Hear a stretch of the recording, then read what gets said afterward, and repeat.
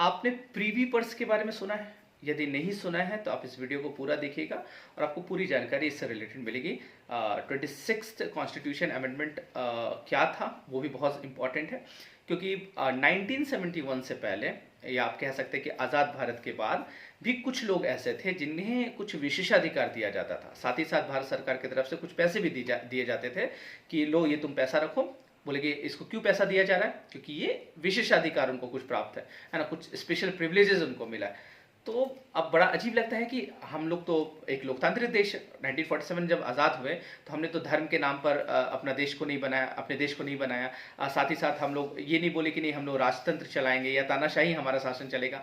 हम लोगों ने, हमारे पास बहुत सारा ऑप्शन था, तो हम लोगों ने अपना चॉइस किया। हमने चूज़ किया क्या? हम लोगों ने बोले कि नहीं, हम लोग एक डेमोक्रेटिक कंट्री बनेंगे, और भारत एक डेमोक्रेटिक कंट्री बना।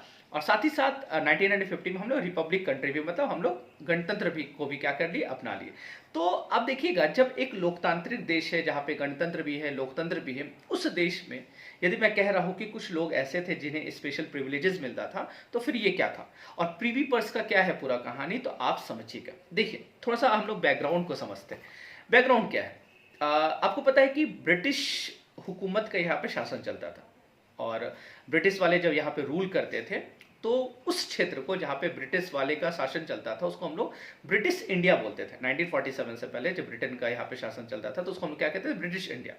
लेकिन भारत में बहुत सारा ऐसा क्षेत्र था जहाँ पे ब्रिटिश वाले रूल नहीं करते थे, या आप कह सकते हैं इनडायरेक्ट रूल करते हैं। रूल तो करते ही थे लेकिन इनडायरेक्ट रूल करते थे, डायरेक्ट रूल नहीं करते थे।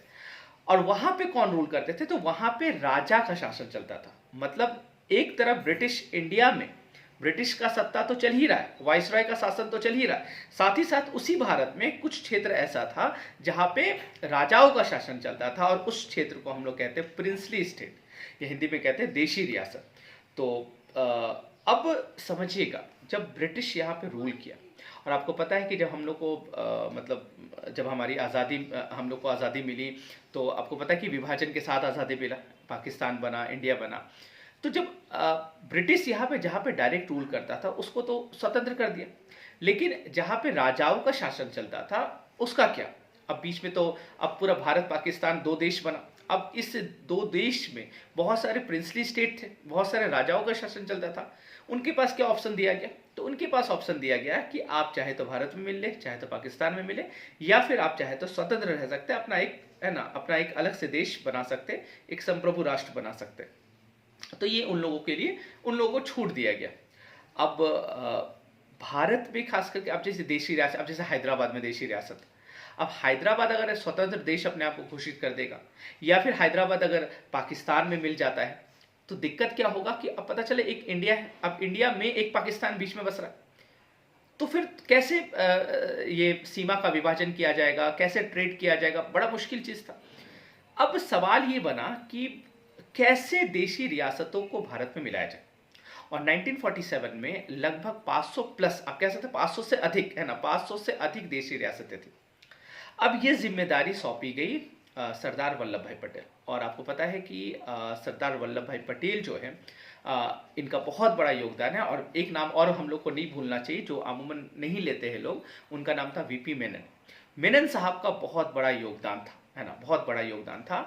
चूंकि मेनन साहब जो थे वो सेक्रेटरी थे, और वो सिविल सर्वेंट थे, और वो ब्रिटिश इंडिया में भी काम कर चुके थे।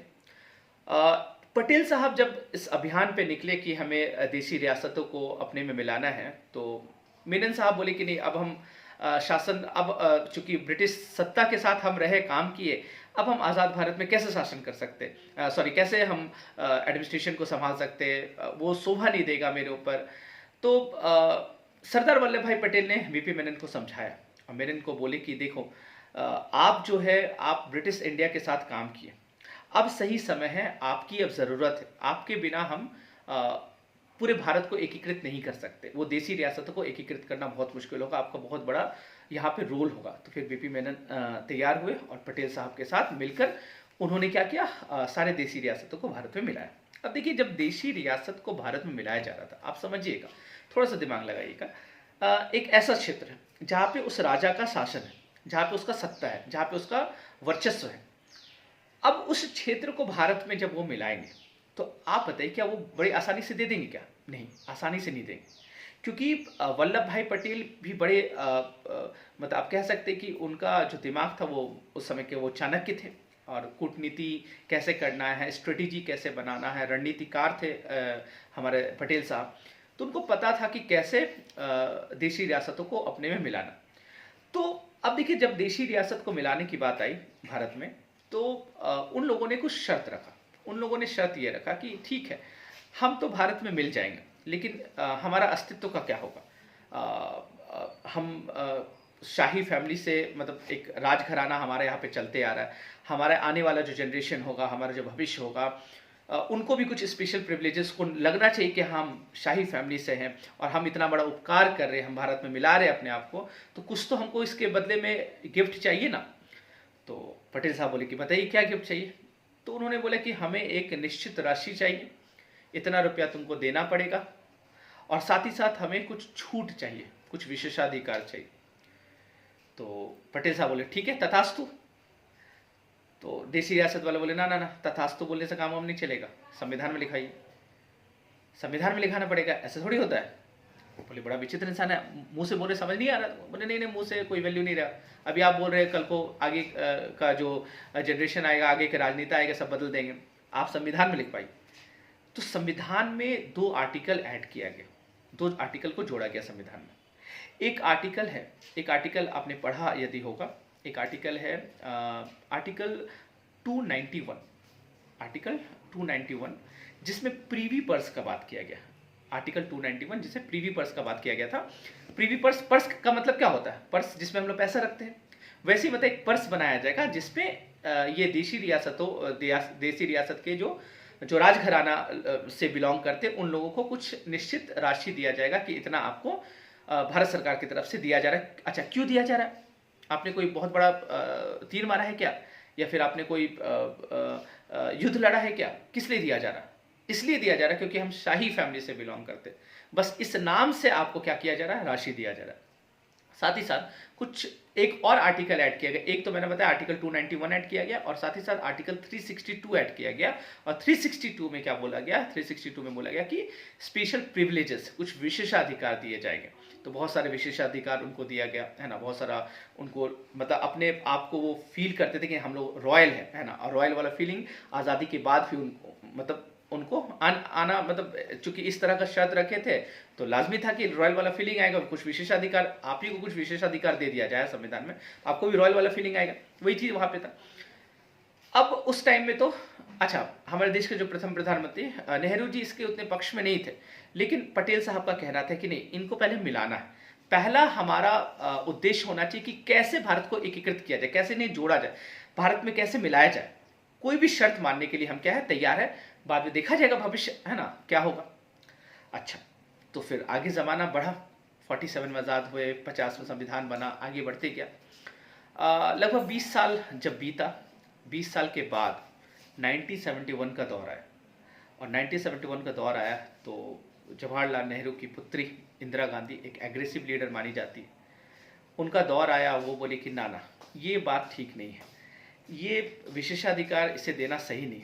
अब आम नागरिक, अगर हम देखा जाए, सभी भारत के नागरिक हैं, सिटीजन ऑफ इंडिया, उस आम नागरिक में उसमें हम किसी को खास बना रहे हैं तो वो शोभा नहीं दे रहा है ना, वो एक लोकतांत्रिक देश को मजबूत नहीं करेगा। और साथ ही साथ हम जितना पैसा उसमें देते हैं, उन लोगों को देते हैं, उतना हम किसी कल्याणकारी योजना में लगा देंगे तो गरीबों का कुछ कल्याण हो जाएगा। तो उन्होंने क्या किया, उन्होंने बोला कि नहीं, अब देशी रियासतों को है ना, अब देशी रियासतों को कोई पैसा वैसा नहीं मिलेगा। देशी रियासतों को मतलब उनके शाही फैमिली को अब कोई पैसा नहीं मिलेगा, और कोई प्रिविलेजेस नहीं, कोई छूट नहीं। अब वो लोग चिल्लाना शुरू कर दिए, ऐसे कैसे हो सकता है, संविधान में लिखा है, संविधान में लिखा है, ऐसा थोड़ी हो सकता है, आप लोग कुछ नहीं कर सकते। तो बोले कि ठीक है, संविधान में लिखा है, संविधान में एक और आर्टिकल है, आर्टिकल 368। आर्टिकल 368 में क्या लिखा हुआ है, कॉन्स्टिट्यूशन अमेंडमेंट, संविधान संशोधन लिखा है, तो उसको काट देंगे, काटने में क्या रहता है, आप लोग बेचैन। इंदिरा गांधी ने 26th कॉन्स्टिट्यूशन अमेंडमेंट किया 1971 में, और 26वां संशोधन करके आर्टिकल 291 को ही डिलीट करवा दिया, और साथ ही साथ 362 को भी डिलीट करवा दिया। बोला कि अब वो बोलते हैं ना रहेगी बास, ना बजेगी बांसुरी। तो अब बांस भी नहीं रहा, बांसुरी भी नहीं बजेगा। मतलब प्रीवी पर्स को पूर्णता क्या कर दी, समाप्त कर दी, और स्पेशल प्रिविलेजेस को समाप्त कर दी। सारे लोग चिल्लाते रहे ये तो गलत है, गलत है, गलत है। इंदिरा गांधी बोले अब गलत है तो है ना, हम तो कर दिए। तो वहां पे क्या हुआ, 71 के बाद से वो प्रावधान को क्या कर दिया गया, खत्म कर दिया।